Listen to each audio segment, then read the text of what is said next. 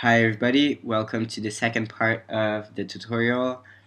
In this section, we will look at our assets and at how to move them at different depths on the Z or Z axis. So first off, let's have a look at what our assets are in this scene.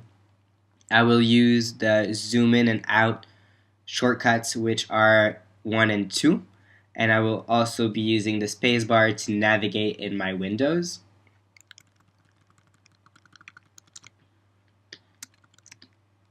Okay, I can see all of my assets here in the camera.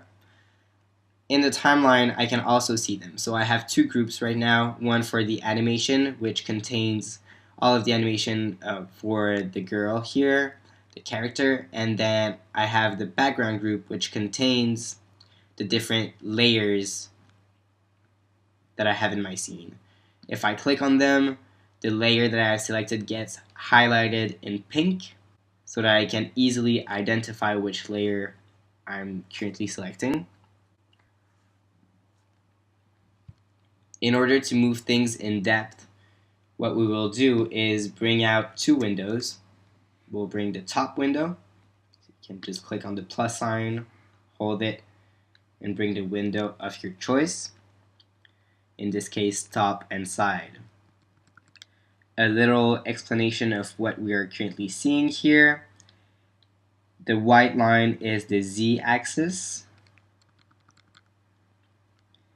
and the arrow looking triangle that we're seeing points to where our camera is currently located. So the very tip of the arrow is the location of our camera. And then the lines here represent our various layers that we have in our scene. In the side view, you're looking at all of your assets from the side, and in the top view, you're looking at them from the top. We're now going to move them in space. So let's select this screen here, and if I was to move it right now, let's just see what happens. We can see that this screen gets bigger, which makes sense because it's moving towards the camera. Although it's logical, it's not something that I want currently with my scene because the current size relation of all my elements is proper. So I would like to just move them in depth without actually changing their size. So let me undo this right now,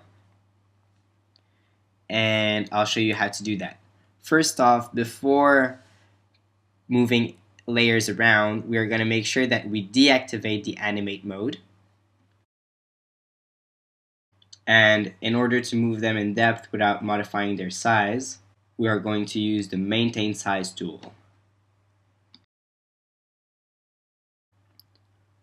So I'll go ahead and put all of my different layers exactly where I want them to be.